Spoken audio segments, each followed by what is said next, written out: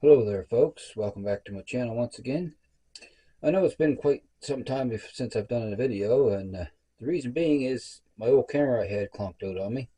So I had to wait till I was able to pick up another camera, and I got one. I'm not sure how this one's going to work out. I hope it's going to be clear video and everything. So it looks pretty good on my screen. So anyways, this first fly I'm going to tie, and to return this one here, I'm just picked an easy one for my first video where it's been a while, just because I feel like I might be a little bit rusty. It's just a simple little woolly worm pattern, and this one I call the estaz woolly worm. Reason being is I use the estaz material for the body, and thing about estaz, you can get it in a wide variety of colors, and I just tied this one in the black like the original woolly worm is with used chenille. And I thought you might like to see this guy tied up here, so we'll give him a device and a fresh hook in, and we'll get started here, folks. Okay, the hook I'm using is a Mustad 3399 wet fly hook in a size 10. You can tie them about, the biggest is a size 8 and then down from an 8 to like a 14. I just grabbed a 10 hook here for the video. So we're going to start first off with the weight. I usually weight these little guys, and I got some 0.15 wire. And we're going to wrap about 10 wraps on the hook here, so we'll do that first. Just a few wraps, you don't need a lot. Snip that end off, come around, and we'll get that straightened up on the hook here. Squeeze those wraps together. Alright, so now we're going to start our thread right in front of the lead here. Make a little dam, then we're going to jump over top, work towards the back. Snip off our tag end here, like so. And build another little dam. Then we're going to go over top of that lead, towards the front of the hook, and then back to the rear of the hook once again. Do that 2 or 3 times, secure it down. And we'll stop there, right above the barb, just about. And the tail is simply, the original calls for red wool yarn or something like that, but I just use generally red Hackle fibers on this particular pattern. So I'll pull a few enough here, enough to make a tail that's noticeable. You don't have to put a super thick tail on. Alright, I want that about the length of the hook shank, more or less. A little shorter, a little longer will not hurt. We'll tie that in with a pinch loop, come down, and we'll wrap forward to about where the lead starts there. Then I'll snip that off. Alright, move up to in front of the lead, and I'm going to tie a real fine piece of copper wire in there, and that's going to secure our hackle down afterwards here. Alright, so secure that, and wrap back towards the tail, and that usually carries it underneath the hook shank, the thread wraps, so that's where you want it. Okay, now the estaz, I thought I had a piece here, so just hold on for a second, folks. Apparently I didn't grab a piece, so I'm just going to grab that. And I got a bag of it here. I got this bag off Amazon, and it's you can get a whole smorgasbord of colors there, so you could actually tie this fly in any array of colors that you wish, but I'm just going to use the standard black. That's the original woolly worm. Okay, now we're going to take the estaz here and tie it on top. Then we're going to wrap back. We'll keep that right on top of the hook.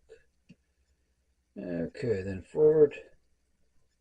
I like to snip off them fibers there that are at the end. Now I'm just going to make a half hitch knot here because I'm going to use my rotary function here in a sec.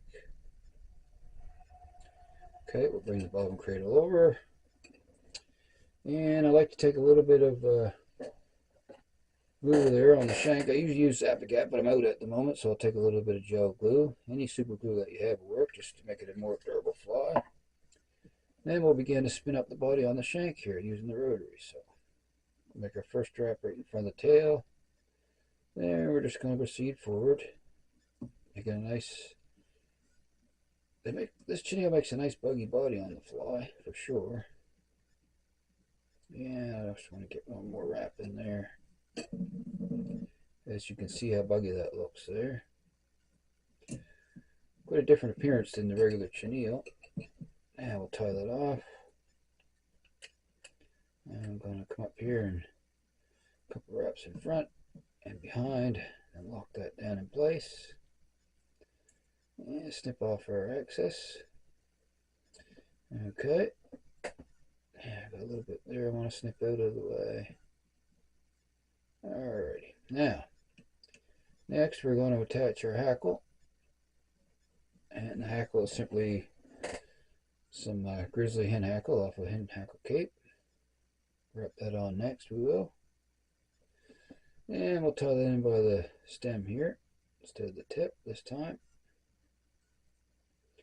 And fold that little stem back so it's in there nice and secure. Like so. Cut off the excess. Alrighty, now I'm going to grab my little hackle pliers here and I'm going to wrap this guy up. Alright, usually these hackles aren't not super long. You'll get about 4 or 5 wraps on the fly. So, okay, there just seemed to slip on me, so I'll grab my other ones. Just bear with me, folks. Here, I'll try the plunger ones. Alright, and I usually get 4 or 5 turns out of these little hackles on the fly. And that's about what we're going to get here. Then when I come up around on the last turn, take the wire, come up underneath the hook shank, grab that wire, and trap the end of that hackle tip down. Release the pliers here. Now wrap it forward and wiggle it as I go, trying not to trap down too many of the hackle fibers. And when I get to the end, I'll make a couple extra wraps before I tie that off at the eye with the wire. And fold that back. That locks that in there really well. And just form a little head. Now we're just going to helicopter that wire off here. And go back and trim off the excess hackle tip at the rear. And there we have it. Done deal. So I'll just grab my whip finisher. Do a 5 or 6 turn whip on this guy and he's done. Okay. Whoops, I don't know what happened there. Slipped on me. My first video. I'm bound to have a few slip-ups. First one in a long time. Just bear with me, folks. Alright, there we go. Get our whip finish in. Snug that down. Nice and tight. And we'll snip off our thread. And there we have it. There's another size 10. Estaz woolly worm. Definitely a nice buggy little fly. Good little tractor fly. Now I'm going to take a little bit of Solaris bone dry here. Just to put on the thread wraps. Finish this guy off. Just a few on there. A few little. There we go. Not too heavy a coat. Just enough to secure those thread wraps. Alright. And I'll cure that up with my light here, folks. Okay. Only takes a couple seconds to cure this bone dry. There we go. Finished deal. So there we have it. Another size 10 Estaz worm.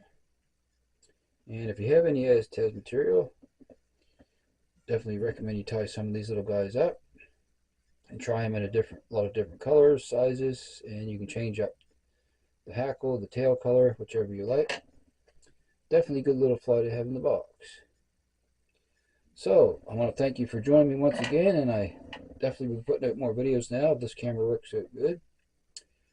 And like I always say, happy tying out there, and I'll see you all again soon. And also, if you haven't subscribed yet, hit that subscribe button if you wish, and throw in a like too, and also put some comments down below. I read all the comments. So thanks for joining me, and so long for now, folks.